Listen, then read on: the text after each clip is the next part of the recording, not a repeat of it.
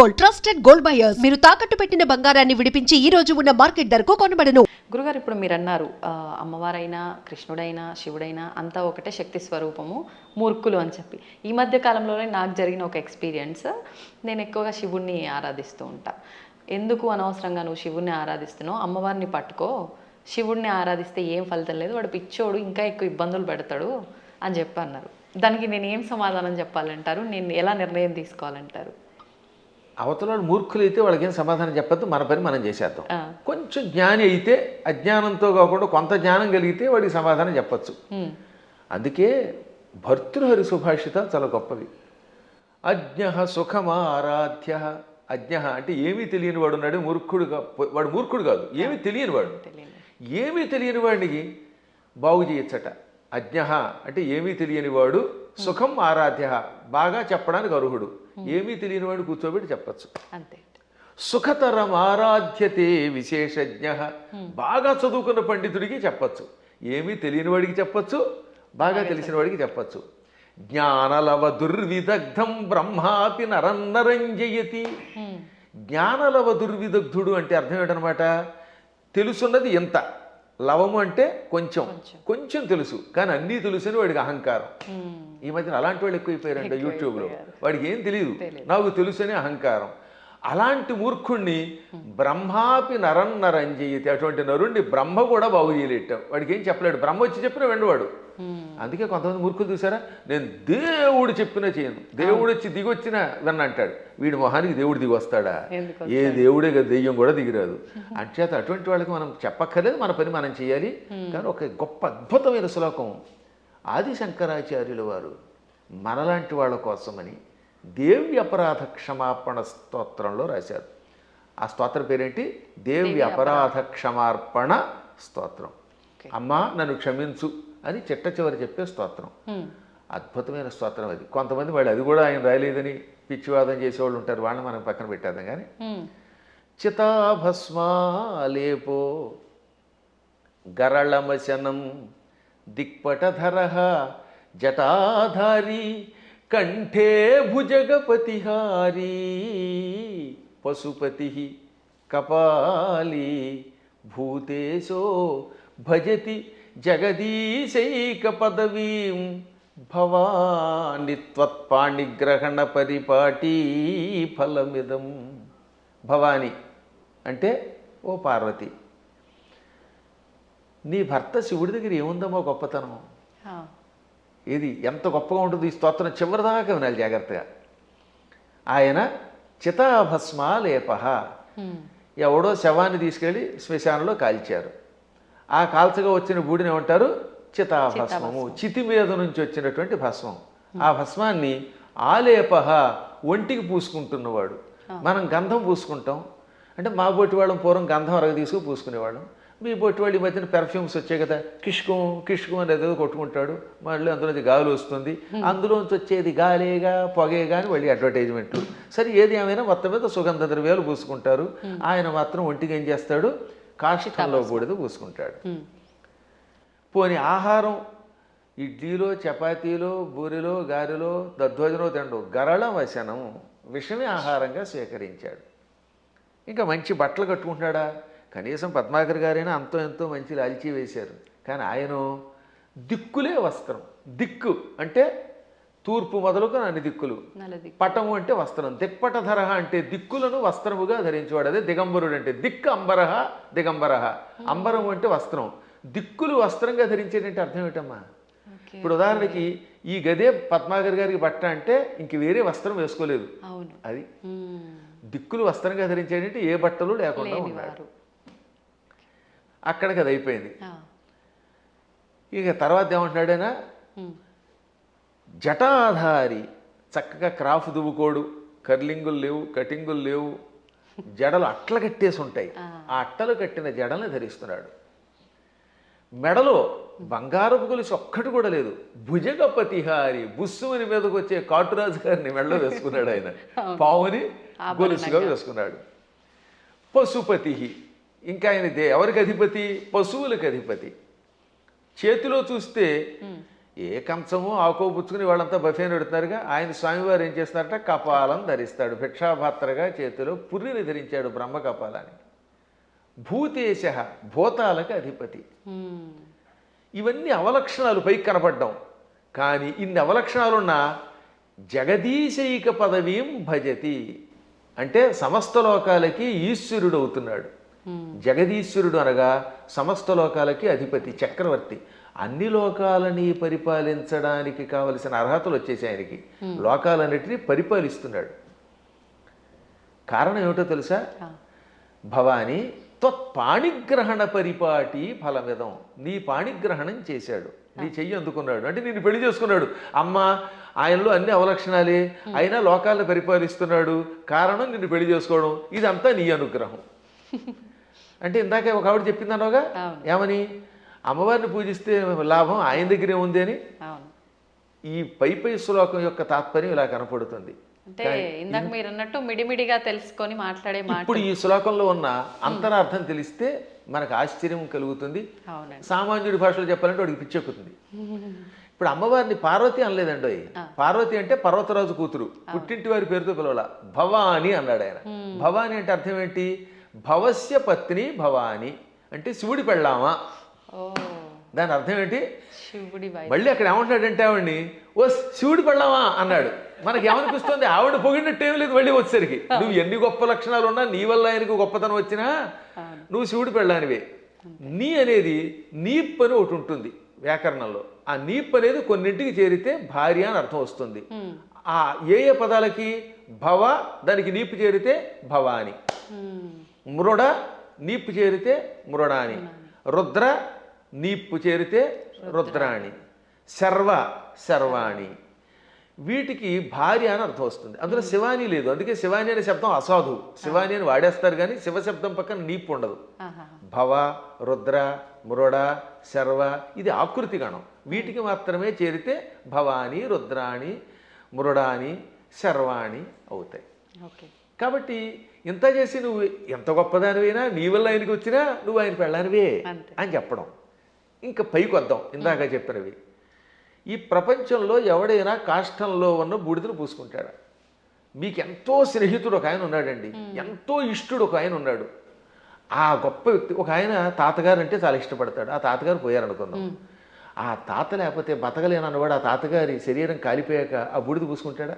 అస్సలు. ఒక్క శివుడు మాత్రమే తన భక్తులు తనను ఉపాసించాక వాడు నా భక్తుడు, వాడు నాకు ఎంతో ఇష్టుడు అని వాడు చావగానే వాడి శరీరాన్ని శ్మశానంలో కాలిస్తే రారా నాయనా అని వాడి బూడిదని ఒంటికి పూసుకుంటున్నాడు. ఆ బూడిద పూసుకోగానే వాడు శాశ్వతంగా కైలాసానికి వెడుతున్నాడు. అంటే ఆ భక్తుడి మీద ఆయనకి ఎంత ఇష్టం. ఈ ప్రపంచంలో ఇంత ప్రేమగా చూసే దేవుడు ఇంకెవడన్నా ఉన్నాడా? ఒకసారి ఆలోచించండి. భక్తుడి యొక్క కాష్టంలో బూడిదని ఒంటి మీద గంధంలా పూసుకునే ఏకైక కరుణామూర్తి శివుడే. ఆయనకి మాత్రమే శక్తి ఉంది, ఇంకెవడో పూసుకోలేడు. పూసుకుంటే చస్తాడు, బ్యాక్టీరియా వచ్చి చచ్చిపోతాడు ముందు. రెండవది గరళమశనం, పాలసముద్రం చిలికారు. ఈ పాలసముద్రంలో అమృతం వస్తుందనుకుంటే మొట్టమొదటి పుట్టింది విషం. భయంకర కాలకోట విషానికి లోకాలన్నీ కాలి బూడిదైపోయాయి. అందులోంచి పొగొచ్చింది.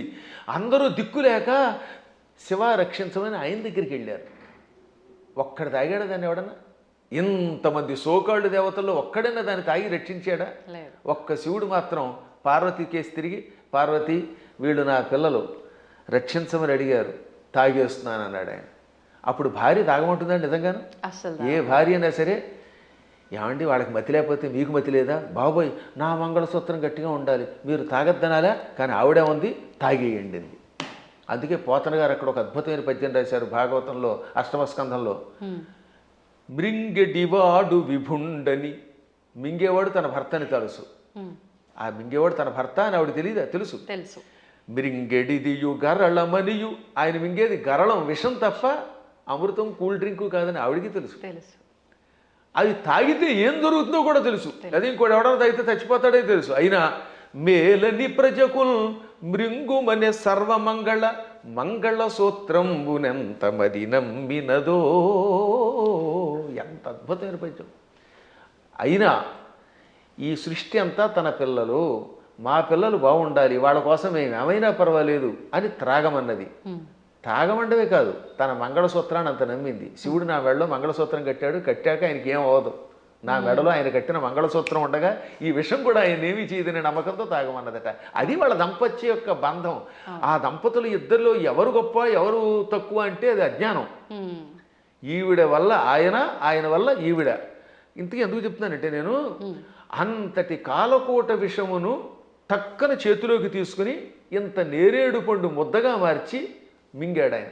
మింగడం కూడా కంఠంలో ఎక్కడ పెట్టుకున్నాడు, సరిగ్గా ఈ కంఠం దగ్గర పెట్టాడు. లోపల లోకాలు ఉన్నాయట, బయట లోకాలు ఉన్నాయి. విషం బయట ఉంటే బయట ఉన్న లోకాలని బూడిద చేస్తుంది, కడుపులో కెడితే కడుపులో ఉన్న లోకాలు బూడిదైపోతాయి.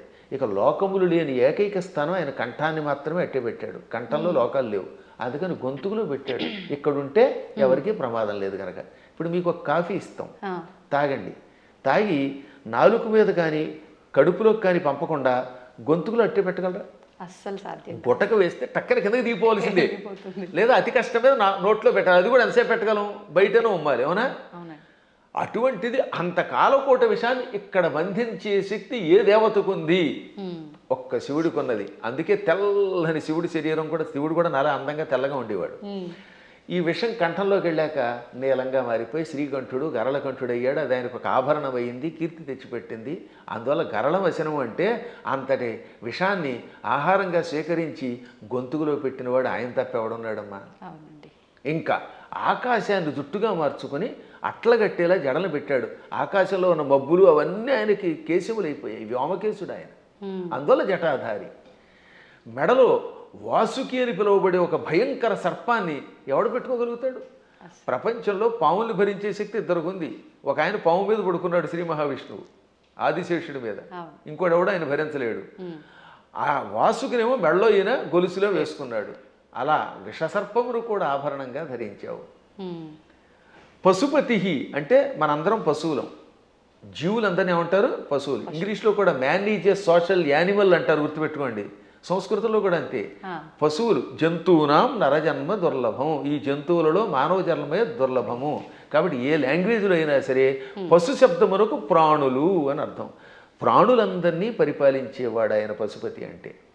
ఇంకా కపాలి, బ్రహ్మ కపాలాన్ని చేత్తో పట్టుకుని బ్రహ్మ యొక్క అహంకారాన్ని అడిచి యావజ్జీవితం చేతిలో పెట్టుకుని అందులో భోజనం పెట్టేవాడు ఎవడు అంటే కపాలి. అంటే ఇన్ని సంపదలున్నా అష్టసిద్ధులున్నా పార్వతి భార్య అయినా భిక్షాపాత్రని చేత ధరించి ఎవడైనా చివరికి భిక్షుకుడే. ఈ ప్రపంచంలో నేను భిక్షుకుడే, నువ్వు భిక్షుకుడివే, ఒకళ్ళనొకళ్ళు యాచించుకోవాలి అని చెబుతున్న మహానుభావుడైన ఒక్కడే. ఇంకా భూతేశ, భూతములు అంటే మీరు అనుకున్నట్టుగా హేహాన్ మీదకి వచ్చే భూతాలు కాదు, పంచభూతాలు.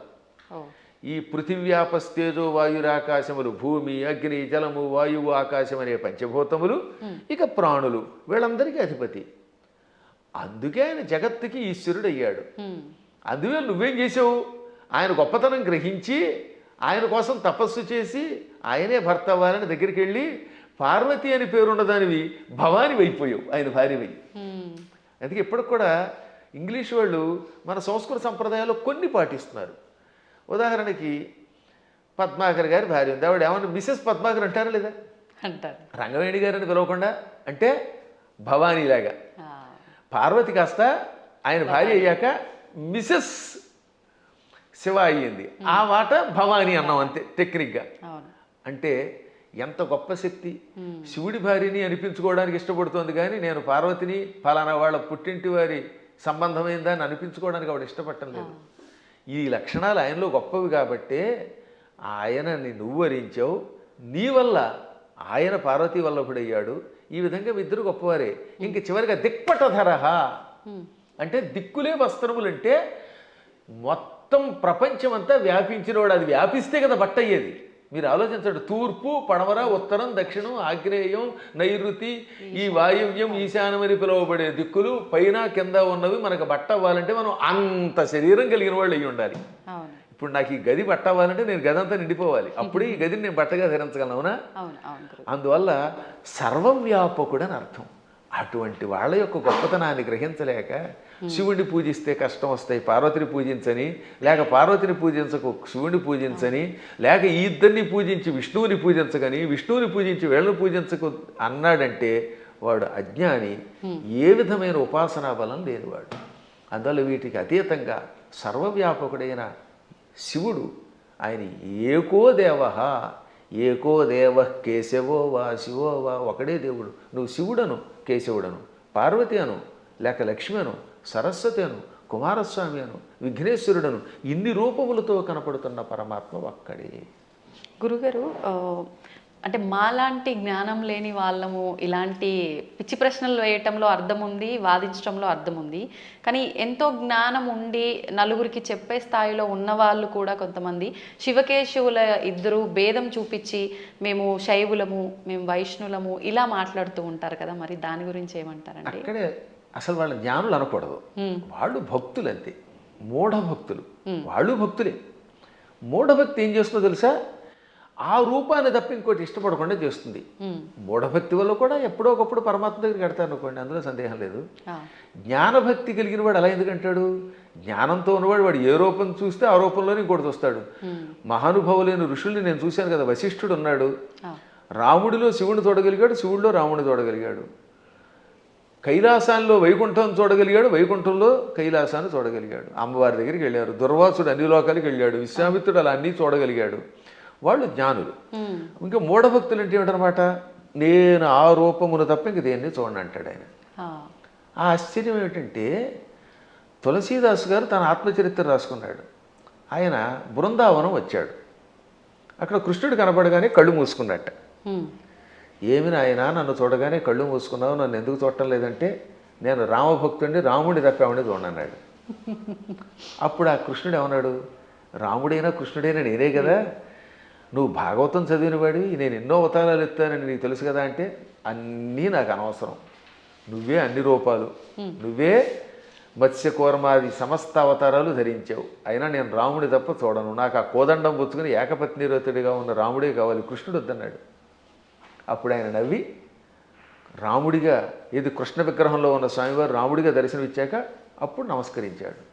అప్పుడు ఆయన కనువిప్పు కలగజేసి, పిచ్చివాడా, పువ్వులు వేరైనా ఏ పువ్వుతో చేసినా పూజ ఒకటే కదా, అంతే అండి. ఎదురుగుండా నువ్వు ఒక విగ్రహం పెట్టుకున్నావు, ఒక్కోసారి గన్నేరు పువ్వులు, ఒక్కోసారి మందార పుష్పాలు, మరోసారి ఏమో సంపంగులు ఇలా దొరుకుతాయి. ఏ పుష్పంతో పూజ చేసినా పూజ ఒకటే, పువ్వులు వేరైనా పూజ ఒకటే. అలాగే మూర్తులు వేరైనా అందులో ఉన్న చైతన్యం ఒకటే. ఈ మాత్రం జ్ఞానం లేకపోతే నీకు ఎప్పటికీ మోక్షం వస్తుందనగా అప్పుడు పశ్చాత్తాపంతో ఆయన రాముడైనా కృష్ణుడైనా ఒకటే అని హిందీలో ఒక స్తోత్రం రాశాడు. దాన్ని తెలుగులోకి అనువాదం చేసి శ్రీకృష్ణాంజనేయ యుద్ధం అని ఒక సినిమా ఉందిరండి, అందులో చాలా అద్భుతంగా రాశారు. ఘంటసాల వారు చాలా బాగా పాడారు. చిట్ట చివరిలో ఆంజనేయుడు జ్ఞానోదయం పొందినట్టుగా ఆ పాట పెట్టారు. పూలు వేరైనా పూజ ఒకటని నేటికి తెలిసెను ఓ దేవా, రాముడవైనా కృష్ణుడవైనా ఆదిదేవుడవు నీవేనయ్యా, రాముడవైనా కృష్ణుడవైనా ఆదిదేవుడవు నీవేనయ్యా, హరే రామ హరే కృష్ణ హరే రామ హరే కృష్ణ హరే రామ హరే కృష్ణ. అందుకని మన వాళ్ళు హరే రామ హరే కృష్ణ అన్నారు. పరమాత్మ ఒకటే. కానీ మూఢత్వం ఉన్నంత వరకు, పూర్వజన్మ యోగం ఒకటి ఉన్నంత వరకు చచ్చిన ఈ సత్యాన్ని వాడు అంగీకరించలేదు. కర్మ. ఏ నదుల్లో కూడా రండి, అదే గంగాజలం, గంగ ఓ చోట, ఇంకో చోట కృష్ణ, ఓ చోట గోదావరి, మొత్తం మీద నీరే. కొంచెం భేదాలు ఉంటాయి, ఎందుకనంటే ఆ ప్రాంతాన్ని బట్టి, మూలికలు బట్టి. గంగ గంగే, ఇంకో దక్షిణ గంగ గంగే. కానీ వీటిలో ఎన్ని కొలుస్తున్నాయి? మనం కూడా అలాగే మూర్తులలో ఉన్నప్పుడు ఆ భేదాలను బట్టి ఒక్కొక్క రూపంలో ఒక్కొక్క పని చేస్తాడు. కానీ చిట్ట చివరికి వచ్చేసరికి అన్నీ ఒకటే. కృష్ణుడు చెప్పాడా లేదా? చిట్ట చివరికి నేనే అన్నాడు ఆయన. భగవద్గీతలో విభూతి యోగంలో ఎవరెవరిలో ఏ విభూతి ఉందో అది నేనని చెప్పాడు ఆయన. యద్యద్విభూతివత్సర్వం తత్తదూర్జితమేవవా, ఎవరెవరిలో ఏ శక్తులు ఉన్నాయో నావే అని చెప్పడానికి వరుసగా చెప్పుకొచ్చాడు అనమాట. మృగాణాంచ మృగేంద్రోహం, జంతువులలో సింహాన్ని నేను, మృగాలలో సింహాన్ని నేను. వైనతేయశ్చ పక్షిణాం, పక్షులలో గరుత్మంతుణ్ణి నేను. ప్రహ్లాదశ్చాపి దైత్యానాం, రాక్షసులలో ప్రహ్లాదుణ్ణి నేను. అలా కవులలో ఉసినసుణ్ణి అంటే శుక్రాచార్యుణ్ణి నేను. బుద్ధిమంతులలో బృహస్పతిని నేను. చివరికి బృహస్పతి శుక్రుడు కూడా ఆయనే. అలాగే శంకరశ్చాపి రుద్రాణం, ఏకాదశి రుద్రుల్లో శంకరుణ్ణి నేను. అర్థమైందా? చివరికి శివుడు కూడా నేనే. శివుడు కూడా ఆ విధంగా సమస్తం నేనే. కాబట్టి ఆయన కానిదంటూ ఏమీ లేదు. గురుగారు, భగవంతుడు ఇప్పుడు ఇన్ని రూపాల్లో ఉన్నాడు. శివుడైనా విష్ణువైనా భేదమే లేదు. కానీ విష్ణుమూర్తి అవతారాలలోనే కొన్ని అవతారాలలో, దశావతారాలలో రాముడు కృష్ణుడు కూడా ఆయన అవతారమే. కానీ వాళ్ళు దేవుళ్ళు కాదు, మానవులు. వాళ్ళు దేవుళ్ళు అనకూడదు, ధర్మానికి ప్రతిరూపాలుగా మనం భావించాలి అని అంటూ ఉంటారు. దాన్ని ఎలా తీసుకోవచ్చు అంటారు? ఇది ఒక పెద్ద సమస్య అని చెప్పాను కదా. ఈ పెద్ద ఎవడికి వాడు మేధావి అయిపోవడం వల్ల వచ్చిన ఇబ్బంది. భగవంతుడు శ్రీ మహావిష్ణువు 22 అవతారాలు ఎత్తాడు. ఎన్ని? 22. ఈ 22లో 21 అవతారాలు అంశ అవతారాలు అంటారు. ఒక్క అవతారం పరిపూర్ణ అవతారం. సనక సనందనాదులు, వృషభావతారము, కపిలావతారము, పరశురామావతారము, వేదవ్యాసావతారము, ఇవన్నీ అంశ అవతారాలు. వాటిల్లో ఈ మత్స్యావతారం, కూర్మావతారం, వరాహావతారం, నరసింహావతారం, రామావతారం, ఇది పరశురామావతారం, ఇవన్నీ కూడా. ఒక్క కృష్ణుడు మాత్రం సంపూర్ణ అవతారం. కాబట్టి అందరూ అనుకున్నట్టుగా 10 కాదు అవతారాలు. భాగవతంలో ప్రారంభంలోనే ఉంటుంది, ప్రథమ స్కంధంలో 22 అవతారాలు చెబుతూ అందులో 21 అవతారాల్ని ఏతే చాంస కళా పుంస ఏతే చ అంశ కళా పుంస కృష్ణస్తు భగవాన్ స్వయం. 21 అవతారాలు అంశావతారాలు, అంశ కళలు. ఒక్క కృష్ణుడు మాత్రం పరిపూర్ణ అవతారం. అందుకే కృష్ణస్తు భగవాన్ స్వయం. ఒక్క రామావతారంలో నేను మానవుణ్ణి అని ఆయన అనకపోతే రావణుడిని చంపలేడు. ఎందుకని మానవుడి చేతిలో వాడు చస్తాడు కనుక. అందుకని ఆయనకి తెలియదు లోపల. ఆయన పరమాత్మని ఆయనకి తెలియకపోతే ఇన్ని పనులు ఎలా చేసాడండి? ఎంతమందికి శాప విముక్తి కలగజేశాడు, ఎంతమందిని వైకుంఠానికి పంపించగలిగాడు. కానీ పైకి చెప్పకూడదు. అందువల్ల పరమాత్మ నటించాలి లోపల. అందుకని మర్యాద పురుషోత్తముడుగా ఆత్మానం మానుషం మన్యే రామం దశరథాత్మజం.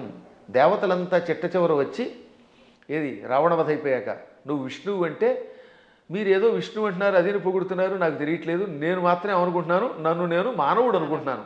ఆత్మానం అంటే నన్ను మానుషం మన్యే, మనిషిగా భావిస్తున్నాను. మన్యే అంటే భావిస్తున్నాను, అనుకుంటున్నాను. పైగా ఎవరట? రామం దశరథాత్మజం, దశరథుడు కొడుకేని రాముడు అనుకుంటున్నాను. మీరు ఎవరో అంటున్నారంటే అప్పుడు శివుడు వచ్చామన్నాడు. అక్కడ భలే చెప్తాడండి వాల్మీకి. షడర్థ నయన శ్రీమాన్ అన్నారు శివుణ్ణి. ఏమన్నారు? షడర్థ నయన. అసలు ఇటువంటి పదాలు వాల్మీకి తప్ప ఎవరు రాయలేరు, కవులు కాబట్టి బాగా రాస్తారు. నయన అంటే కళ్ళు కలిగినవాడు. షట్ అంటే అన్ని 6, అందులో అర్ధ అంటే అంత సగం. షడర్థనైన అంటే 6లో సగం 3 కళ్ళు కలిగిన బట్ట త్రినేత్రుడ. ఎంత త్రినేత్రుడు అనడానికి ఎంత చమత్కారం చేయాలి, బలి పెడతాడు కదా. అదే కవుల యొక్క చమత్కారం. అందువల్ల కవుల చమత్కారం తెలియక రామాయణం అర్థం కాక ఏదో పిచ్చివాగుడు అవుతారు. కానీ షడర్థనైన అండంలో అర్థం ఏంటో తెలుసా? 6ని 3గా చేశాడు, 6 శత్రువుల్ని 3గా చేశాడు. ఆ 3ంటిని సూర్యచంద్రులు అగ్నిగా మార్చి కళ్ళుగా పెట్టుకున్నాడు. వీటిల్లో సూర్యుడు స్వయం ప్రకాశకుడు, చంద్రుడు సూర్యుడు యొక్క కాంతి సేకరించి చల్లదనం ఇస్తాడు. ఈ 3 ఆయన దేన్నైనా భస్మం చేస్తాడు. అంటే కామక్రోధ లోభ మోహ మద మాత్సర్యాలనే శత్రువుల్ని 3 ముద్దలు చేసి ఈ 3 ముద్దల్ని కూడా ప్రజలకి త్రిగుణముల రూపంలో ఇచ్చి త్రిగుణములతో కూడిన ప్రజల్ని త్రిగుణాతీతుల్ని చెయ్యగలిగే శ్రీమాన్ సంపదలు కలిగిన వాడు శివుడు. అసలు శివుడి యొక్క వైభవాన్ని, దాని గురించి ఇప్పుడు మీకు ధర్మ సందేహాల్లో కాబట్టి క్లుప్తంగా చెబుతున్నాను. కానీ దీనికి ఎంతో వ్యాఖ్య చేయొచ్చు. అటువంటి శివుడు, నాయన నువ్వు సాక్షాత్తు విష్ణువువి, దేవతలంతా ప్రార్థించటం వల్ల రాముడిగా అవతరించి దుష్ట శిక్షణ శిష్టరక్షణ చేసావు తప్ప సామాన్యుడు కాదు అని చెబితే దశరథుడు మళ్ళీ వచ్చి ఆయన్ని స్తుతించాడు, బ్రహ్మాదులు స్తుతించారు. అప్పుడు అర్థం అవట్లేదా ఆయన సాక్షాత్తు స్వామిని? కాబట్టి అవేమో ఏదో మానవ అవతారాలంటే ఎలా ఒప్పుకుంటాం? మానవుడిగా అవతరించి మానవుడిగా నటించి ధర్మమును లోకమునికి ఇచ్చిన ఆది విష్ణువు. అది మర్చిపోకూడదు మనం. మళ్ళీ మనకి ఇలాంటి అనుమానాలు మనకి రాకుండా, రాముడు నేను మానవుడన్నా మనకు అనుమానం రాకుండా ఉండడానికి శివుడు మొదలైన వాళ్ళకే చెప్పించాడు. చిట్ట చివర పట్టాభిషేకంలో ఏం చెప్పాడు వాల్మీకి? ఆదిదేవో మహాబాహు హరిర్నారాయణ ప్రభు సాక్షాద్రామో రఘుశ్రేష్ఠ శేషో లక్ష్మణ ఉచ్యతే. ఇది పట్టాభిషేకంలో చిట్ట చివరి శ్లోకాలు. ఆదిదేవుడు, మహావీరుడు, సాక్షాత్తు విష్ణువు, ఆయనే రాముడిగా పుట్టుకొచ్చాడు. ఆయన విశేషణాలు: ఆదిదేవ, మహాబాహు, సాక్షాత్ నారాయణ ప్రభు, రామ రఘుశ్రేష్ఠ. ఎన్ని విశేషణాలు చూడండి. మళ్ళీ మళ్ళీ ఆ శ్లోకాలు ఒకటి 2 సార్లు వినాలి. ఆదిదేవో మహాబాహురు హరిరి నారాయణ ప్రభు సాక్షాత్ రామ రఘుశ్రేష్ఠ. ఆదిదేవుడు, మహాబాహుడు అంటే పరాక్రమవంతుడు, హరి నారాయణుడు, సమస్త లోకాలకి ప్రభువు, ఆయనే సాక్షాత్తు రాముడు. శేష లక్ష్మణ ఉచ్యతే, ఆదిశేషుడే లక్ష్మణుడు అని పిలువబడ్డాడు. కాబట్టి ఇంకెక్కడ స్పష్టమైపోయిందా? అర్థమైపోయింది. అయినా సరే రాముడు కాదు ఉట్టి మనిషే అంటాడు అనుకోండి, అది వాడి కర్మ. గడ్డి పరకలు తినేవాళ్ళు అలాంటి మాటలు మాట్లాడతారు, అజ్ఞానంతో మాట్లాడేవాళ్ళు అలా మాట్లాడతారు. కానీ మనకి తెలుసు, అందుకే రామనామాన్ని ఇప్పటికి కూడా మనం స్మరించి గుడి కట్టి పూజిస్తున్నాం. అవునండి. అందువల్ల ఆయన ఏం చేశాడు, ఎలా చేశాడో తెలుసుకోవాలి, రాముడిలాగా నడుచుకోవడానికి ప్రయత్నించాలి. ఇంకా కృష్ణుడు చెప్పడమే ప్రారంభంలోనే విశ్వరూపంతో పుట్టుకొచ్చాడు. అసలు పుట్టడమే విశ్వరూపం. ఆ తర్వాత వెళ్ళి చిన్నపిల్లవాడు ఎన్నో లీలలు, అణువణువునా లీలలే. ఎన్ని చూపించాడో లీలలు లెక్కలేదు. ఒకసారి ఏమో మామూలుగా నేను చిన్నపిల్లాడిని అంటాడు, నాకు పెద్దవాళ్ళు మీరు దండం పెట్టడం ఏమిటంటాడు అని వెంటనే గోవర్ధన పర్వతం ఎత్తుతాడు. ఇది అక్రూరుడు వచ్చాడులేండి. అక్రూరుడు రాగానే, అక్రూరా నేను 8 ఏళ్ల బాలుణ్ణి, నువ్వేమో 40 ఏళ్ల వాడివి, నువ్వు పెద్దవాడివి, నాకు నమస్కారం చేయటం ఏమిటి అనగానే కాసేపు ఆయన భ్రమలో పడ్డాడు. వెంటనే వెళ్ళి యమునా నదిలో తన విశ్వరూపం చూపించాడు. వెంటనే తాను మరిచిపోయి స్తోత్రం చేసి, నేను పెద్దాడిని ఏంటి, నువ్వు పిల్లవాడు ఏమిటి, సమస్త లోకాలకి నువ్వే తండ్రి బాబోయ్ అన్నాడు ఆయన. ఇన్ని లీలలు చూపించిన పరమాత్ముడు. ఇటువంటి వాళ్ళు మనుషులు అంటే ఆ అన్నవాళ్ళ యొక్క విచక్షణ వదిలేయాలి తప్ప ఇంక మనం ఏం అనలేమంతే. గురుగారు, అంటే ఇది అంటే మూర్ఖంగా ఉంటుందేమో ప్రశ్న, కానీ మీరు ఇప్పుడు చెప్పిన దాంట్లోంచి నాకు అనిపించింది, అంటే ఆయన భగవంతుడే మానవుడిగా ఉండి మానవుడిగా నటించి ఆయన చేయాల్సిన కార్యం చెయ్యాలి అని చెప్పి, అంటే ఒక రకంగా ఇక్కడ వాళ్ళ అసలుని దాచేసి ఇంకో రూపంలో వచ్చి కార్యాన్ని నిర్వర్తించాలి అక్కడ. మోసం చేసినట్టేనేమో, అంటే మన మానవుల భాషలో భగవంతుడే మోసం చేశాడు, మరి నేనెందుకు చేయకూడదు, నేను మోసం చేస్తే తప్పంటారు, ఇది అధర్మం అంటారు అనొచ్చు కదండి, దానికి ఏం చెప్తారు? ఇప్పుడు మీరు మోసం చేశారు అనుకుందాం, కాసేపు ఎవరిదో బ్యాంక్ అకౌంట్లో హ్యాక్ చేసి డబ్బులు లాగేశారు, అందుకే ఈ మధ్య నా అకౌంట్లో ఎవరికి ఇవ్వట్లేదులేండి. ఇప్పుడు ఇచ్చిన డబ్బుని మళ్ళీ మీరు రెట్టింపు ఇవ్వగలరా? కానీ శ్రీకృష్ణ పరమాత్ముడు కాసేపు మానవుడిలా నటించి కాసేపు మాయ చేశాడు. ఆ తర్వాత వాళ్ళని తీసుకెళ్ళి రక్షించాడు లేదా? వాళ్ళ గురువు గారిని కాసేపు నేను సామాన్య బాలుడిని అన్నట్టుగా నటింపజేసి కాసేపు మాయపుచ్చాడు. వాళ్ళ అబ్బాయిని బతికించాడు లేదా? అలాగే గోపాలకులంతా ఉన్నారు అక్కడ, వాళ్ళందరి దగ్గర కాసేపు చిన్నపిల్లాడిలాగా మాయపుచ్చాడు. కానీ కష్టం రాగానే ఇంద్రయాగం ఆపేసిన వెంటనే ఇంద్రుడు వర్షం కురిపించాడు హోరాత్రులు, అవునా? ఆ సమయంలో గోవర్ధన పర్వతాన్ని కుడి చేత్తో పైకెత్తి వాళ్ళని రక్షించాడు లేదా? చిటికిన వేలుతో ఎత్తలేదు, చిటికిన వేలు, ఇంకేదో బొటన వేలు, వాడి మొహం, ఇలాంటివన్నీ ఎవడికి తోచింది వాడు చెప్తాడు.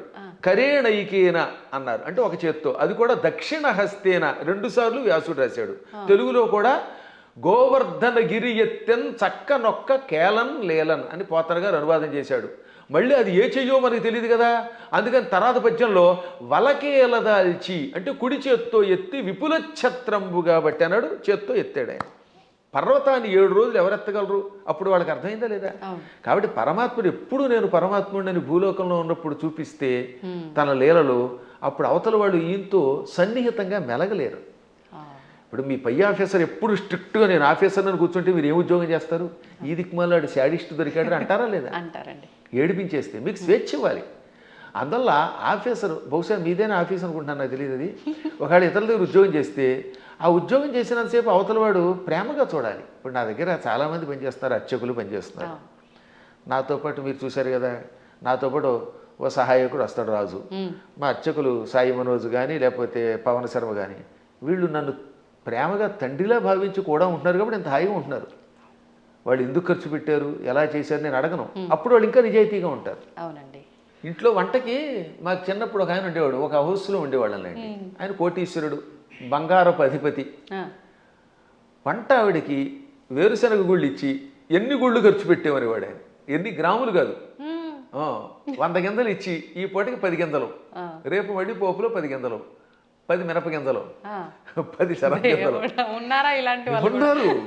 అయ్యో మీ అదృష్టం వల్ల మీకు మంచివాళ్ళు దొరుకుతున్నారమ్మా, నా బొట్టి వాళ్ళు మహానుభావులు దొరుకుతారు కాబట్టి మీకు తెలియట్లేదు. కానీ బయట ఇలాంటి పిసినగొట్లే ఎక్కువ మంది ఉన్నారు. కాబట్టి ఎందుకు చెప్తానంటే ఈ లెక్కలన్నీ అడిగితే ఆ వంట ఆవిడ ఇంట్లో పని చేయగలదా? అస్సలు చేయలేదు. ఆఫీసర్ల దగ్గర మనం ఉద్యోగం చేయగలమా? అందువల్ల ఏమవుతానమాట వాళ్ళు బిగుసుకుపోయి స్ట్రిక్ట్గా ఉండి అనుక్షణం ఏడిపిస్తే మనం చేయలేం. అందుకని పరమాత్మ స్నేహితుడిగా, కొడుకుగా, కొన్ని చోట్ల తండ్రిగా, కొన్ని చోట్ల మిత్రుడిగా, కొంతమందికి భర్తగా, మరికొంతమందికి ఇంకో రకంగా ఇన్ని రకాలుగా నటించి వాళ్ళల్లో ఒకడై సామాన్యుడిలో ఉన్నాడు. అది ప్రేమగా వాళ్ళతో నటించడం తప్ప మోసం చేయటం కాదు. అలా వాళ్ళతో ప్రేమగా ఉండి వాళ్ళ చేత సేవ చేయించుకుంటూ లేక తాను సేవ చేస్తూ కష్టాలు వచ్చినప్పుడు కష్టాలు తొలగించి కొందరికి మోక్షం ఇచ్చి కొందరికి సంపదించి కాపాడాడు. ఇప్పుడు కుచేలుడు ఉన్నాడు. కుచేలుడికి అడగకుండానే ఇక్కడ నుంచే ఇళ్ళు పంపాడు. స్థలం కొనలేదు, రిజిస్ట్రేషన్ లేదు, మున్సిపాలిటీ వాళ్ళకి ప్లాన్ అప్రూవల్కి పంపడం లేదు. కుచేలుడి దగ్గర గుప్పుడు అడుగులు తినగానే అక్కడ ఆయన ఇంట్లో కుచేలుడి యొక్క నగరాన్ని ఇప్పుడు పోరుబందర్ అంటారు. గాంధీ గారి కుటుంబానికి దగ్గరలోనే ఉంటుంది అది, ఆ ఆలయం ఎప్పటికి కూడా. అది కుచేలుడి ఇల్లు. 7 అంతస్తుల బిల్డింగ్ ఇచ్చేసాడు. అలా ఇవ్వగలిగితే అప్పుడు మనం చెయ్యాలి. అందువల్ల మనం మోసం చెయ్యడం ఎలాగా అనేది కథల్లో నేర్చుకుంటున్నాం, కానీ ప్రేమ చూపించడం, మహిమలు చూపించడం నేర్చుకోవట్లేదు. కాబట్టి శ్రీకృష్ణ పరమాత్ముడు చేసినట్టుగా మనం ఎక్కడ చేయగలుగుతాం? 16,000 మంది రాజకన్యకల్ని నరకాసురుడు జైల్లో పెట్టి హింసించి మానభంగం చేసి ఏడిపించాడు. పాపం దిక్కు లేకుండా అయిపోయారు. ఆ నరకాసురుడిని చంపాడు. చంపగానే ఆ చెరసాల్లో ఉన్న వాళ్ళంతా బయటకు వచ్చారు. ఇంటికి వెడితే మమ్మల్ని ఆదరించేవాళ్ళు లేరు. కొంతమందిని భర్తల్ని చంపి పట్టుకొచ్చాడు, తల్లిదండ్రులు చంపి కొంతమందిని పట్టుకొచ్చాడు. ఇలా రకరకాలుగా తీసుకొచ్చాడు, అత్యాచారం చేశాడు. ఇప్పుడు ఇంటికి వెడితే ఎవరు ఆదరిస్తారు? భర్తలా రానివ్వరు, తల్లిదండ్రులు ఉన్నారో లేదో తెలియదు, మాకు గౌరవం ఉండదు సంఘంలో. అందుకని మమ్మల్ని రక్షించమని మనస్సులో కోరుకుంటే ఈ 16,000 మందిని ఒకేసారి 16,000 మంటపాలు కట్టించి, 16,000 పెళ్లి మంటపాలు, వేదికలు కట్టించి 16,000 మంది మెడలో ఒకేసారి 16,000 రూపములతో మంగళసూత్రం కట్టి పెళ్లి చేసుకున్నాడు. ఇలా చేయమని చూస్తున్నాడు. నువ్వు కృష్ణుడిలాగా 16,000 మందిని పెళ్లి చేసుకుంటానంటే 16,000 మందికి ఒకేసారి తాళి కట్టగలవా? ఇన్ని మంటపాలు ఒకేసారి ఏర్పాటు చేయగలవా? అందరి ఇళ్లలో ఉండగలవా? వాళ్ళందరినీ ఇలా గౌరవంతో కాపాడగలవా? చేయలేవు నీ మొహం. అందువల్ల కృష్ణుడితో పోల్చుకోవాలంటే నీ లెవెల్ అలా ఉండాలి. ఇంకొక విషయం చెప్పాలి ఇక్కడ. ఒక రోజున నారదుడు అంతటి వాడికి అనుమానం వచ్చింది. ఇందులో భాగవతంలోనే, మళ్ళీ ఇంకో పురాణం కాదు, భాగవతంలోనే ఒక రోజున నారదునికి కృష్ణుడి మీద అనుమానం వచ్చింది. ఏది ఇంత నిత్యం నారాయణ అని ఆయనకు కూడా మాయ. ఇదే మాయ అంటే. ఇప్పుడు మీరు నా ఎదురుగుండా కూర్చున్నా మీరు అప్పుడప్పుడు నన్ను కూడా సామాన్యుడని ఎలా మాయలో పడిపోతూ ఉంటారో అలాగా కృష్ణ పరమాత్ముడి నామస్మరణం చేసే నారదుడు కూడా కృష్ణుడిని సామాన్యుడు కదా, ఇంతమంది భార్యలతో ఎలా వేగుతున్నాడు, 16,108 మందితో ఎలా వేగుతున్నాడు పరిశీలించాలి అనిపించింది. ఇది మాయ అంటారు దీన్ని. అందుకని వెంటనే ముందు ఏం చేశాడు, రుక్మిణీ మాత ఇంటికి వెళ్ళాడు. రుక్మిణీదేవి ఇంట్లో ఇద్దరు రుక్మిణీదేవి గదిలో ఒక మంచం మీద కూర్చొని సరదాగా పాచికలు ఆడుకుంటున్నారు, జోదం ఆడుకుంటున్నారు. రావోయ్ నారద అన్నాడు ఆయన. ఓ నమస్కారం చేసి, ఇప్పుడు రుక్మిణి దగ్గర ఉన్నాడు కదా, ఇక్కడ నుంచి రెండో భార్య జాంబవతి దగ్గరికి వెడదాం. రెండో ఆవిడ జాంబవతి, 3 సత్యభామ. ఎందుకని శమంతకమణిని తీసుకురావడానికి వెళ్ళింది ముందు జాంబవతి దగ్గరికి. జాంబవతిని పెళ్లి చేసుకుని వచ్చాక ఆ తర్వాత సత్రాజిత్తుకి మణిస్తే 3వ భార్య సత్యభామ అయ్యింది. ఇప్పుడు ఏం చేశాడు, రెండో భార్య దగ్గరికి వెళ్ళాడు. అక్కడ కృష్ణుడు కనపడలేదు, జాంబవతి కనపడింది. అమ్మ జాంబవతి, ఈ కృష్ణుడు ఉన్నాడే ఆ రుక్మిణి దగ్గర అనేదో చెప్పబోతూ ఉంటే, ఏమిటి మహర్షి చెబుతున్నారు మా ఆవిడికి అని ఆవిడ పక్క నుంచి వచ్చేసాడు ఈయన. మా ఆయన ఇప్పటిదాకా నా పక్కనే ఉన్నాడు, నాకు జడేస్తున్నాడు, నువ్వేదో రుక్మిణి అంటున్నావు ఏమిటంది. అబ్బాయి లేదమ్మా, రుక్మిణి దగ్గరికి వెళ్లకుండా నీ దగ్గరికి వచ్చాడని చెప్పబోతున్నానని మాట మార్చి ఇక్కడి నుంచి సత్యభామ దగ్గరికి వెళ్ళాడు. అమ్మ సత్యభామ, నీకెన్ని కష్టాలు వచ్చాయి అనబోతూ ఉండగా, సత్యభామ ఏం కష్టాలు వచ్చాయి, మా ఆయన నాకు వంట చేసి పెడుతున్నాడు అంది. ఆ లోపల వంట చేసి పెడుతున్నాడు. ఇలా ఈయన రుక్మిణి, జాంబవతి, సత్యభామ, కాళింది, నాగ్నజితి, లక్షణ, సుదంత, భద్ర, ఈ 8 మంది పట్టమహిషులు, ఇంకా మిగిలిన 16,100 మంది, ఈ 8తో కలిసి 16,108. అందరి పేర్లు చెప్తాను, ఓ ఏడాది పడుతుంది మరి మీకు రాసుకోగలనండి వరసగా.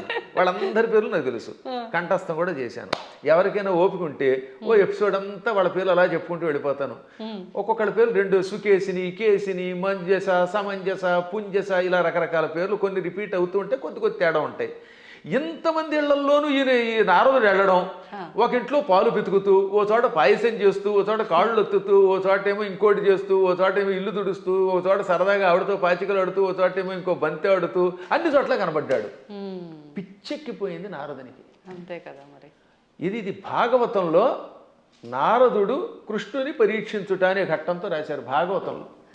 అప్పుడు ఆయనకి జ్ఞానోదయమై, నేను నిరంతర హరినామస్మరణం చేసిన వాడిని, నారాయణుడు సర్వాంతర్యామని తెలుసు. అసలు విష్ణు అనే శబ్దం మనకు అర్థం ఏంటి? వ్యాపకశీలత్వాత్ విష్ణు, అంతటా వ్యాపించి నిండి ఉన్నవాడు గనక విష్ణు అని పేరు. ఆయన భక్తుణ్ణి, ఆయన ఎక్కడున్నాడు అక్కడున్నాడా లేదా అని పరిశీలించడం ఏమిటి అని అజ్ఞానంలో పడ్డానని గ్రహించి వెంటనే కాళ్ళ మీద పడి స్తోత్రం చేస్తాడు. అంటే నారదునికే మాయ కలిగితే ఇక మనకి రావడంలో ఆశ్చర్యం ఉంది. కాబట్టి అన్ని చోట్ల ఉంటాడు ఆయన. ఆయన స్థాయిని మనతో పోల్చుకుని ఆయనలా ప్రవర్తిద్దామంటే పులిని చూసి నక్క వాతలు ఎట్టుకుంటే వాతలు మిగులుతాయి, ఉన్న చర్మం పోతుంది, కానీ పులి మచ్చలు రావు. గురుగారు, ఇప్పుడు మీరు చెప్పిన దాన్ని బట్టి కృష్ణుడు ఆయన భార్యలతో ఉన్నది ఒక ఉదాహరణగా మాకు అర్థమవడం కోసం చెప్పినా అది వినటానికి అయితే చాలా బాగుంది. ప్రస్తుత రోజుల్లో నిజంగా భార్యాభర్తల బంధం అలా లేదని చెప్పాలి. అంటే అందరూ అని కాదు, కొంతమంది ఒక మిత్రుల్లా ఉండాలి అంటే సమయానికి తగ్గట్టుగా ఇద్దరు భార్యాభర్తలు అన్యోన్యంగా అలా ఉండాలి, కానీ అలా ఉండట్లేదు. ఎందుకని అంటారు? ఇప్పుడున్న కారణం ఏంటి చెప్పమంటానమ్మా? అసలు సగం సినిమాలే పాడి చేస్తున్నాయి, కొంత ఇప్పుడు సినిమాలు, మరికొంత మనుష్యులలో ఆర్థిక స్వాతంత్రం వచ్చేసింది. పిల్లల్ని చిన్నప్పటి నుంచి గారంగా పెంచడం తల్లిదండ్రులు చేస్తారు, సందేహాలు అక్కడ పెంచాలి. కానీ అదే సమయంలో భార్యాభర్తల బంధం ఒకరితో ఒకరు ఎంత జాగ్రత్తగా ఉండాలి, క్షణికోద్రేకాలతో కోపాలు తెచ్చుకొని తిట్టుకోకూడదనేది చిన్నప్పటి నుంచి చెప్పట్లేదు కదా. ఇప్పుడు పూర్వం రుక్మిణీ కృష్ణుల కథ, సీతారాముల కథలు చిన్నప్పటి నుంచి నూరిపోసి ఏదన్నా చిన్న చితక గొడవలు వస్తాయి. భార్యాభర్తలకు తగాదాలు లేకుండా ఎలా ఉంటాయి? సతీదేవి కూడా శివుడి మాట వినకుండా వెళ్ళిపోయిందా లేదా? ఒక్కసారి సతీదేవి శివుడు వద్దంటున్నా వినిపించుకోకుండా పుట్టింటికి చూడడానికి యజ్ఞానికి వెళ్ళింది, శరీరం విడిచిపెట్టింది. భర్తకు దూరం అయితే చివరికి మిగిలేదు అదే. డబ్బు సంపాదించవచ్చు, నువ్వు ఇంకేదైనా పలుకుబడితో ఉండొచ్చు, కానీ భార్యాభర్తలు ఇద్దరు ఐకమత్యంతో ఉండడం వల్ల వచ్చే ఆనందం వేరని కథలు చెప్పేవారు పూర్వం. మా చిన్నప్పుడు ఇలాంటి కథలే చెప్పేవారు. అందువల్లే పూర్వం ఒకసారి పెళ్లి చేసుకుంటే యావత్ జీవితం వాళ్లే దంపతులు. ఇప్పుడు 16 రోజుల పండుగ గడిస్తే గొప్ప, తొలినాడు ఏదో హడావిడి, మలినాడు మడావిడి అన్నట్టుగా అయిపోతుంది. 16 రోజుల తర్వాత మళ్ళీ ఇద్దరు విడిపోతున్నారట. కొట్టుకోవడాలు, తిట్టుకోవడాలు, ఇవన్నీ కొంత తల్లిదండ్రుల యొక్క పెంపకం లోపం, కాల ప్రభావం, మీడియా ప్రభావం అన్నీ ఉన్నాయి, ఒకదాని మీద ఒకటి పడుతున్నాయి. కానీ దైవానుగ్రహం వల్ల మళ్ళీ పూర్వపు లక్షణం వస్తుందని నాకు నమ్మకం. అందువల్ల నా ఉద్దేశంలో చిన్నప్పటి నుంచి పిల్లలకి చక్కని కథలు చెప్పాలి. వస్తాయి తగాదాలు అయినా, కానీ అయినా కలిసి ఉండండి. ఎప్పుడైనా భార్య కోపం వచ్చినప్పుడు భర్త తగ్గాలట, భర్త కోపం వచ్చినప్పుడు భార్య తగ్గాలి. ఈవిడేమో తోసుంటా అంది, ఈవిడ తోసుంటా అన్నాడు, ఇంకేముంది రెచ్చిపోతే కొట్టుకుపోతారు, ఇంకా విడాక్ అయిపోయింది. దీనివల్ల ఏమిటి సాధిస్తున్నారు చివరికి? ఒక్క ఇంట్లో సుఖంగా ఉంటున్నారా? ఇవాళ కలియుగంలో గుండెకాయ లబ్ డబ్ అని కొట్టుకోవడం మానేసింది. పూర్వం గుండెకాయ లబ్ డబ్ అని కొట్టుకునేది, ఇప్పటికీ చేయేస్తే లబ్ డబ్ అని ఉంటుంది. కానీ లబ్బు పోయి డబ్బు డబ్బు డబ్బు అని కొట్టుకుంటుంది. అదొక జబ్బు కింద పట్టుకుంది. దాంతో కుటుంబాలు విచ్ఛిన్నమైపోతున్నాయి. అయినా మా అదృష్టం ఏంటంటే మేము పిల్లలకి చిన్నప్పుడు వచ్చే సంస్కారం వల్ల మా పిల్లలు అలాగే చక్కగా కలిసి ఉంటున్నారు, మా అన్నదమ్ముల పిల్లలు కలిసి ఉంటున్నారు. అందువల్ల వీటిని మళ్ళీ ఆదర్శంగా తీసుకోవాలి. ఈ మధ్యన మా పురాణాలు విన్నాక చాలామంది మార్పు చెందుతున్నారు. క్షణికోద్రేకంతో విడిపోతే ఉంది. తల్లిదండ్రుల ప్రేమ పిల్లలకు ఉండదు, ఈ పిల్లలు మళ్ళీ పిశాచాల్లా తయారైపోతారు. వీళ్ళు కొట్టుకుంటారు, హత్యలు చేస్తున్నారు, చస్తారు, బాంబులు వేసుకుంటారు. చివరికి ఏం సుఖం ఒకసారి ఆలోచించండి. అందువల్ల ఐకమత్యంలో భార్యాభర్తలిద్దరూ ఒక అవగాహనకి రావడంలో ఎన్నో లాభాలు ఉన్నాయి. అసలు 3 ముళ్ళు అందుకే పెట్టారు. 3 ముళ్ళు ఏమిటి అనుకుంటారు? ధర్మేచ ఒక ముడి ఎందుకు వేస్తున్నాడంటే ఈ రోజు నుంచి మన ఇద్దరం కలిసి ధర్మమును ఆచరిద్దాం. ధర్మం కోసం ఒక ముడేట. అంటే ఈ రోజు నుంచి భార్య భర్త ఇద్దరు కలిసి ధర్మమును ఆచరించెదరుగాక. అర్థేచ ధనం విషయంలో కూడా మీకు మీరే మాకు మేమే అని కొట్టుకోకుండా నువ్వు సంపాదించు నేను సంపాదిస్తాం, ఇద్దరు డబ్బులు అక్కడ పెడదాం, ఇద్దరం కలిసి అవగాహనకు వచ్చి ఖర్చు పెట్టుకుందాం. ఈరోజు నువ్వు గొలుసు చేయించుకో, వచ్చే నెలలో నేను ఉంగరం చేయించుకుంటాను. ఆ తర్వాత ఇద్దరం కలిసి కొంత లోను పెట్టుకుని ఎలోనుగా బతకకుండా లోను పెట్టుకుని ఇల్లు కట్టుకుందాం, లోన్ తీర్చుకుందాం, ఇలా అనుకోవాలి. అలాగే ఏ విషయంలో అయినా విషయంలో భార్యాభర్తలు ఒకళ్ళకి తెలియకుండా ఒకళ్ళు ఖర్చు పెట్టకూడదు. అత్యావశ్యక స్థితిని ఉంటుంది అప్పుడు తప్ప. అందువల్ల అర్థము విషయములో రెండవ మూడే ఇవ్వాలి. ఇక మూడవది కామేచ, కోరికలు కూడా ఇద్దరు కలిసి తీర్చుకోవాలి. ఆవిడికి దెబ్బకఠ దొంగల ముఠా సినిమా ఇష్టం, ఈయన గారికి ఏమో నాలాగే జయసింహ ఇష్టం. నేను జయసింహే చూస్తాను, కాదు నేనేమో ఇవే చూస్తాను అనకుండా ఓ రోజు జయసింహ, ఓ రోజు దెబ్బకఠ దొంగల ముఠా చూడండి. అలా ఇద్దరు కలిసి ఒకళ్ళు జానపదం ఇష్టం, ఒకళ్ళకి ఏదో గూఢచారి సినిమాలు ఇష్టం, ఒక్కొక్కళ్ళకి అవి ఇవి కాకుండా ఊడు పిల్లలు కొట్టుకునే సినిమాలు ఇష్టం. అలా ఇష్టాలు ఇద్దరు దాన్ని ఏమంటారు పంచుకోవాలి. ఇంక రెండోది భార్యామణికి రోజు మైసూరు బజ్జీ ఇష్టం, ఈ భర్త గారి కర్మ వాడికి ఎప్పుడు ఫ్రైడ్ రైస్ ఇష్టం. అప్పుడు ఇద్దరు కొట్టుకోకుండా రెండూ చేసుకుని రెండు చెరిసగా తినమనండి, ఏం చేస్తాం? అలా కోరికలు కూడా కలిసి తీర్చుకోవాలి. అందుకని ధర్మేచ అర్ధేచ కామేచ నాతి చరామి అన్నాడు ఆయన. నాతి చరితవ్యం అని పురోహితులు వారు మంత్రం చెబుతారు. అతి చరితవ్యం అంటే దాటి వెళ్ళుట, చెప్పకుండా చేయుట. నా అతి చరితవ్యం అంటే దాటి వెళ్ళను. ధర్మ అర్థకామములలో నీ మాటే వింటాను, నిన్ను దాటి వెళ్ళను అని మంత్రం పురోహితులు వారు చెప్పమనగానే, బ్రహ్మగారు చెప్పమనగానే ఈయన నాతిచరామి అంటాడు. నా అతిచరామి. అతిచరామి అంటే నిన్ను దాటి వెడతాను, నీకు చెప్పకుండా చేస్తాను. నా అతిచరామి కలిస్తే సవర్ణ దీర్ఘసంధి, నా అతి అది నైతత్పురుషం సమాసంలో, అది నాతి అవుతుంది. నాతి చరామి అంటే నిన్ను దాటి వెళ్ళను, నీకు చెప్పకుండా చేయనని ప్రతిజ్ఞ చేస్తున్నాడు మొగుడు. భర్త గారు భార్యామణికి మూడు ముళ్ళు వేసి ఏమంటున్నాడు? ధర్మ అర్థకామములలో నిన్ను దాటి వెళ్ళను, నీకు చెప్పకుండా చేయనని ప్రతిజ్ఞ చేశాడు. ఆవిడ ఆనందపడిపోయి ఆహనా భర్త ఎంట అనుకుంటోంది. ఇంకా ఆ మాట మీద ఆయన నిలబడాలి, ఈవిడ నిలబడాలి. అప్పుడు ఎంత బాగుంటుందండి. పెద్దవాళ్ళు ఇంట్లో ఉండకుండా తరివేస్తే ఏమిటి లాభం? తల్లిదండ్రుల్ని పూజించడం, అత్తమామల్ని పూజించడం వల్ల పెద్దవాళ్ళు ఒక అండ. వాళ్ళు అలాగే ఉండాలి. మూర్ఖత్వంతో కోడల మీద పెత్తనం చేయకూడదు. ఈ రోజులో పెత్తనం ఎవడు ఒప్పుకుంటాడు? మీరు ₹1,00,00,000 జీతం ఇచ్చినా సరే ఒక్కరోజు ఏదన్నా అంటే వాళ్ళకి మండిపోతుంది. నేను చూశాను కదా, మన దగ్గర పనిచేసే అసిస్టెంట్లకి ఇచ్చినంతకాలమే ఆనందం. ఎప్పుడన్నా ఎరా ఈ పూట ఎందుకు అగరత్ వెలిగించలేదంటే నేను ఎందుకు వెలిగించాలని అంటాడు వాడు. ఎవరి మాట ఎవరు వింటలేదమ్మా, మేము చూస్తున్నా. నాకంటే మీకు బాగా తెలుస్తుంది, ఎందుకంటే మేము కొంచెం పురాణం రంగంలో ఉంటాం. మా దగ్గరకు వచ్చిన వాడు ఎక్కడికి పోడు. కానీ మీరు చూస్తారు ఛానల్స్ ఉన్నాయనుకుందాం, ఛానల్స్లో పైవాడు ఏదనంటే మర్నాడే ఉద్యోగం మానేడు ఇంకో ఛానల్, ఇది కాదు అది, అది కాదు ఇది, బోల్డ్ స్టూడియోలు, బోల్డ్ యూట్యూబ్లు, బోల్డ్ యూట్యూబ్లు ఎవడో వినడం. అలాంటి చోట కొంచెం జాగ్రత్తగా అవగాహనతో ఉండాలి. అప్పుడు కుటుంబాలు నిలబడతాయి, పిల్లలు బాగుపడతారు. మన పిల్లల కోసమైనా బాగుపడద్దా? గురుగారు, ఇప్పుడు మీరు ఇందాకే అన్నారు, నేను మళ్ళీ ఆ ప్రశ్నే అడుగుతున్నాను. అంటే పెంపకం కరెక్ట్గా లేదు అని అంటే, మిగతా మతాలలో కనుక తీసుకుంటే చిన్నప్పటి నుంచే వాళ్ళ గ్రంథాలని, ఆ గ్రంథంలో ఉన్న జ్ఞానాన్ని వాళ్ళకు చదువు తర్వాత చదువుకి ముందర ఒక గంట అది ఒక క్లాస్ లాగా పెట్టి అలాంటివి చేపించే విధానం చూస్తున్నాం. మన దగ్గరకు వచ్చేసరికి ఈ మధ్య కాలంలో ఎక్కువగా ఇలాంటి పెద్దవాళ్ళు చెప్తుంటే వింటున్నారు. అది ఎంతవరకు వింటున్నారు, ఎవరు వింటున్నారు అంటే పెద్దవాళ్ళే వింటున్నారు. దానికి గంట అరగంట చెప్పడం కదా, వాళ్ళు క్రూరత్వం నేర్పిస్తారు చిన్నప్పటి నుంచి. అది తప్ప ఇంకోటి లేదు. కొన్ని మతాలు ఉన్నాయి, వాడి మతం పొద్దు నుంచి సాయంత్రం దాకా నూరిపోయటం, తేడా వస్తే ఇతర మతస్థుల్ని చంపడానికి ప్రయత్నిస్తారు. అంత మూఢత్వంతో బోధించవలసిన అవసరం కలియుగంలో మనకు కూడా వచ్చింది. ఇప్పుడు మనం బోధించట్లేదు. పిల్లలు బొట్టు పెట్టుకోకపోతే ఒప్పుకుంటున్నాం మనం, పిల్లలు గొడ్డలిపూ తిరుగుతామంటే తిరుగు అంటున్నాం మనం. స్వేచ్ఛ కాదనట్లేదు, ఎవరి బట్టలు వాడవే, కానీ కొంతైనా మనల్ని రక్షించుకునేలా చేసుకోవాలి. ఇప్పుడు ఎవరి స్వేచ్ఛను ఎవరు కాదంటారు, ఎవరి ఇష్టమైన బట్టలు వాళ్ళే కట్టుకుంటాం. నాకు కాషాయమే ఇష్టం, నేను ఒక రకమైన సన్యాసి జీవితం గడుపుతున్నాను, కుటీచక జీవితం అని చెప్పి నేను ఇలా చేస్తాను, మీరు అలా చేయండి కాదని అంటారు. కానీ కొంత జాగ్రత్త వహించాలి. అందుకని చిన్నప్పటి నుంచి పిల్లలు ఏం చేయాలంటే, మనం మన పిల్లల మీద ఎంత ప్రేమ ఉన్నా బొట్టు పెట్టుకోకపోతే, విభూతి పెట్టకపోతే, లేదా నీ సంప్రదాయంలో ఊర్ధ్వపుండ్రం పెట్టకపోతే ఆ పూట అన్నం పెట్టకు. కఠోరంగా ఉండాలి వాళ్ళలాగే, ఇతరులాగే. అలా అన్నం పెట్టే ముందు బొట్టు ఉంటేనే అన్నం పెట్టామనుకోండి, వాళ్ళు చిన్నప్పటి నుంచి బొట్టు పెడతారు. కానీ మనం అబ్బబ్బా సర్వమత సమానత్వం అంటే ఎక్కడ సర్వమత సమానత్వం? వాడు ప్యాంట్ లిపి కాల్చి చంపేశారు మొన్న పెహల్గాంలో. అంత క్రూరత్వంగా ఉంటున్నారు వాళ్ళు. కాబట్టి చిన్నప్పటి నుంచి మనం కూడా నేర్పవలసిందే. ప్రతిదినము భారత భాగవత కథలు, శివాజీ మహారాజు లాంటి వాళ్ళ కథలు చెప్పవలసిందే. ప్రతిదినము ఏదో ఒక స్తోత్రం ఎంతోసేపు చదవవలసిందే. అది చదివితేనే వాడు స్కూల్కి వెళ్ళాలి, అది చదివితేనే వాడికి అన్నం పెట్టాలి, అది చదివితేనే వాడికి ఏదైనా చేయాలి, అది చదవనంత వరకు వాడికి టీవీ కూడా పెట్టకూడదు.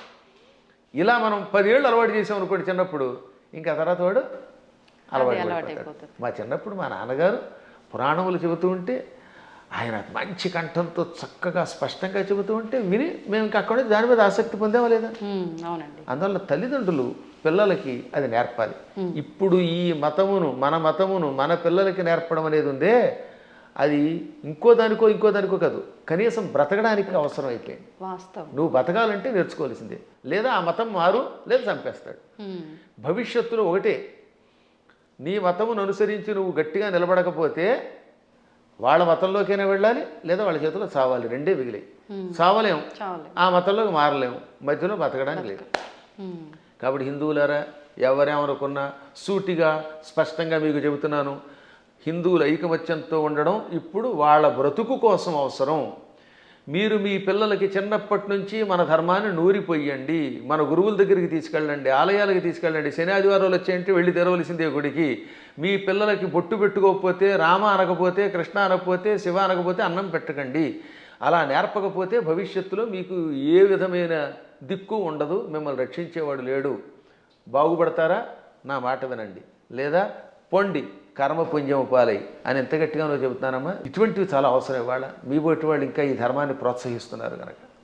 గురుగారు, ఇప్పుడు మీరు చెప్పారు బొట్టు పెట్టుకోమని మీ పిల్లలకు నేర్పండి అని. ఇప్పుడు మా జనరేషన్ వాళ్ళని తీసుకుంటే మీరు చెప్పేవి వింటే మాకు కొన్ని అర్థమవుతాయి, కొన్ని అంతవరకే మాత్రమే తెలుసు, మాకు ఆ జ్ఞానం మాత్రమే, దానికి ముందర వెనక ఇంకేముందనేది తెలియదు. ఇప్పుడు అన్నారు బొట్టు పెట్టుకోవాలమ్మా, అది మన ధర్మం అని చెప్పి, నేను వెళ్ళి ఇప్పుడు అదే సేమ్ నా పిల్లలకి చెప్పాను అనుకోండి, అవును బొట్టు పెట్టుకోవడం మన హిందూ ధర్మంలో ఉంది, అసలు ఎందుకు పెట్టుకోవాలి, దాని వెనకాల రీజన్ ఏంటి అడిగితే మా బోటి వల్ల అసలు మేము చెప్పలేకపోతున్నాము. ముందు ఒకటి చెప్పండి వాళ్ళకి. ఇప్పుడు ఆ పెహల్గాంలో ఎందుకు కాల్ చేశారు? వాళ్ళ మతంలో లేరని, అంతేనా? దానికి ఏమన్నా రీజన్ ఉందా? ఇప్పుడు నువ్వు బొట్టు పెట్టుకుంటూ ఇలా ఐకమత్యంతో 10 మంది కలిసి ఉండకపోతే రేపు పొద్దున్న నువ్వు మా వాడివి కాదని చంపేస్తారు.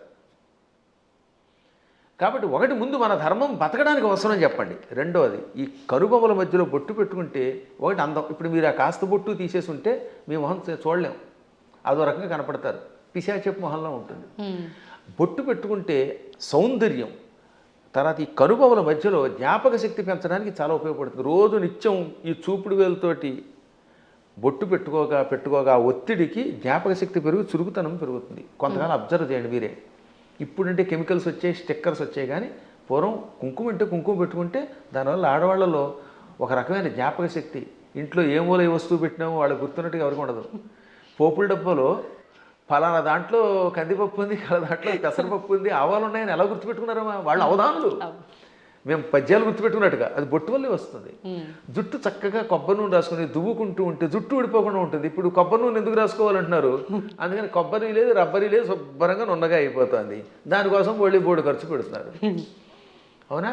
కాబట్టి పేలు పట్టకుండా ఆరోగ్యంగా ఉండదు, తలనొప్పి తగ్గుతుంది. ఇప్పుడు మీకు తలనొప్పులు ఎక్కువ ఎందుకు వస్తున్నాయి అంటే కేవలం నూనె రాసుకోకపోవటం, వారానికి ఒకసారి కుంకుడుకాయలతో తలంటుకుపోవడం వల్ల హెడ్ఏకులు వచ్చి దానికోసం మందులు వాడి, ఈ మందుల వల్ల ఇంకో రోగం వచ్చి మోకాలు నొప్పి వచ్చి, మోచేయి నొప్పి వచ్చి గట్టిగా నడవలేరు, కూర్చోలేరు. అందుకని లిఫ్ట్లు పెట్టవలసి వస్తుంది. మేము పైకి కిందకి 4 అంతస్తులు రోజుకి 8 సార్లు దిగుతున్నాను. నేను ఇంతవరకు లిఫ్ట్ ఎక్కలేదు తెలుసా? ఇప్పుడు మీరు పైకి వచ్చిన ఈ భవనంలో నేను ఇంతవరకు లిఫ్ట్ ఎక్కలేదు ఒక్కనాడు కూడా. నేను ఒకడికి లిఫ్ట్ ఇవ్వాలి కానీ నాకు ఒకటి లిఫ్ట్ ఇవ్వడం ఏంటి యంత్రం? అందువల్ల నేను నడిచి వస్తున్నాను. అది కారణం ఏంటంటే తలంటుకోవటం, కొబ్బరి నూనె రాసుకోవటం, ఒంటికి అప్పుడప్పుడు తైలమర్దనం చేసుకుని శుభ్రంగా అభ్యంగన స్నానం చేయటం, బొట్టు పెట్టుకోవడం, ఈ సంప్రదాయాలు ఆరోగ్యాన్ని ఇస్తాయి. మన సంప్రదాయాలన్నీ ఆరోగ్య సూత్రాలే. మన తలలో ఉన్నటువంటి బ్యాక్టీరియాని చంపి ఆ చేదు, కుంకుడు చేదు బట్టతలు రాకుండా కాపాడుతుంది. రెగ్యులర్గా కుంకుడుకాయతో వారానికి 2 సార్లు 1 సారి స్నానం చేయండి, జుట్టు వస్తుంది. షాంపూలు పెట్టండి, వెంటనే ముందు తెల్లని రంగు క్యాంప్ వేస్తుంది షాంపూ వల్ల, అందుకే తెల్లబడిపోతాయి. ఆ తర్వాత ఈ తెలుపు బాగు చేయడానికి మళ్ళీ రంగు వేయాలి. ఆ రంగు వేసేసరికి మొత్తం జుట్టు ఊడిపోయి చుట్టూతో 4 వెంట్రుకలు దానికి రంగు వేయటం, లేదా మళ్ళీ విగ్గులు పెట్టుకోవడం, ఎన్ని గొడవలు వస్తున్నాయి. కాబట్టి మన సంప్రదాయంలో అన్ని ఆరోగ్యానికి పనికొచ్చేవి. అయినా కొన్ని విషయాల్లో ఇంకెందుకు అడగకూడదండి. నేను ఎందుకు పుట్టానంటే ఏం చెబుతావు? మనం పుట్టామా లేదా? పుట్టాము. ఆ పుట్టడానికి మన కారణం మన చేతిలో లేదు. అది మన కర్మ ఏది ఉందో మనకు తెలియదు. కాబట్టి నువ్వు ఎందుకు పుట్టావు, నువ్వు ఎందుకు అన్నం తింటావు, అన్నం తిన్నంతకాలం, నువ్వు పుట్టినంతకాలం, నువ్వు పరిగెడుతున్నంతకాలం నువ్వు గొట్టెట్టుకోవాల్సిందే. కొన్నింటికి ఇంకా లేదు, నువ్వు లాగి కొట్టించుకోవటమే. దెబ్బ కనపడుతుందా? దేవుడు ఎక్కడున్నాడో చూపించమని అడిగట్టు వెనకడికి. లింగ పురాణంలో ఒక నాస్తికుడు వచ్చి దేవుడు లేడు ఉంటే చూపించన్నట్ట. వెంటనే గురువుగారు లాగి గోపేదుడు కొట్టాడు. బాబోయ్ అన్నాడు. ఏం బాబోయ్ ఎందుకన్నావు అంటే బాధ అన్నాడు. ఏది బాధ చూపించన్నాడు. లాగి గోపేద కొడితే బాధ కలిగింది అన్నాడు. బాధ ఏది చూపించంటే బాధ ఎలా చూపిస్తామండి, లోపల ఉంటుందన్నట్ట. అలాగే దేవుడు కూడా అంతటా ఉన్నాడురా. ఈ బాధలో, ఆనందంలో, వెలుతురులో, జలంలో ఉన్నది ఆ చైతన్యమే. అది లేకుండా పుట్టావు. లేకపోతే ఎముకల పోగు, ఆ ఎముకల పోగు మీద మళ్ళీ రకరకాల నరాలు, ఆ నరాలను అంటి పెట్టుకుని చీము, నెత్తురు, మాంసం, కండరాలు, మోకాళ్ళల్లో గుజ్జు, మా చేతుల్లో గుజ్జు, కళ్ళల్లో, గుడ్లల్లో చూపు, ఇవన్నీ పెట్టి పైన చర్మం పెట్టి ఓ సౌందర్యం ఇచ్చాడు ఈ శరీరానికి. ఒక్కసారి ఆశ్చర్యంగా ఉంటుంది మనకి. దీని కింద ఎన్ని నాడులు, మనం తిన్న అన్నం గిలకొట్టబడి జీర్ణమై రక్తంగా మారుతుందా, ఆ రక్తం వీటన్నిటికుండా ప్రవహిస్తున్నదా. అసలు ఎంత అద్భుతమైన యంత్రం. ఈ యంత్రాన్ని ఇంకెవడన్నా రీప్లేస్ చేయగలడా? మోకాళ్ళ చెప్పులు మారిస్తే ఒరిజినాలిటీ ఎక్కడ ఉంటుంది? వంగలేవు, కూర్చోలేవు నువ్వు. ఈ ముక్కు మారిస్తే దీంట్లో ఉన్న ఉండవు. ఇటువంటి శరీరం ఒక్కసారి స్తంభించిపోతే ఎందుకు పనికిరాకుండా అయిపోతే అది ఎందుకు పనికిరాకుండా కుళ్ళిపోతుంది. మళ్ళీ దీన్ని కుళ్ళిపోయి పాడైపోవడానికి వీలుగా లోపల బ్యాక్టీరియా పెట్టాడు. పురుగులు వచ్చి తగలబెట్టకపోతే, కాల్చకపోతే, ఈ శరీరం కొంతకాలం అలా మూలండిపోతే లోపల కొత్త పురుగులు పుట్టి దీన్ని తినేసి మళ్ళీ అవి నాశనం అయిపోతాయి. శుద్ధి చేసి వెళ్ళిపోతుంది అది. అటువంటి ఈ అస్థిపంజరాన్ని దీని మీద ఇన్ని రకాలైన విశేషాలని పెట్టి సృష్టి కొంతకాలం నడిపిస్తూ మళ్ళీ వీడు వెళ్ళిపోయాక ఎక్కడికి వెళ్ళాడో తెలియకుండా చేసే అపూర్వమైన ఆ అద్భుత దివ్యశక్తే పరమాత్మ అంటే. కాబట్టి వాడు అంతటా ఉన్నాడు.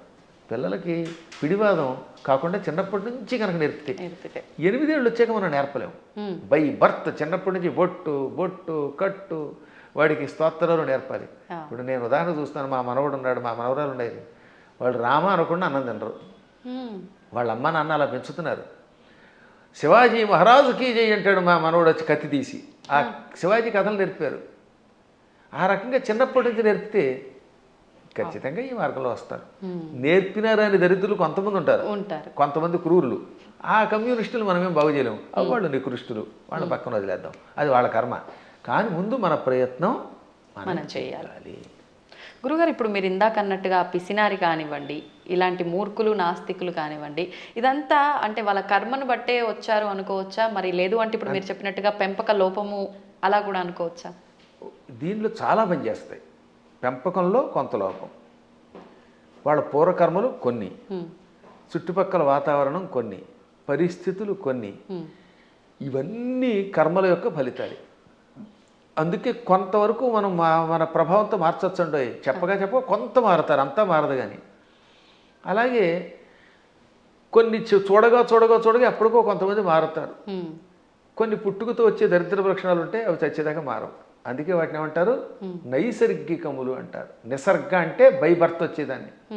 పూర్వం మీరు ఎప్పుడన్నా సోషల్ స్టడీస్ చదివితే భారతదేశానికి నైసర్గికంగా హద్దులే ఉన్నాయి అంటే ఏంటి? సహజంగా ఏర్పడినవి అని అర్థం. కాబట్టి నిసర్గ అంటే పుట్టుకతో వచ్చే సహజ లక్షణము.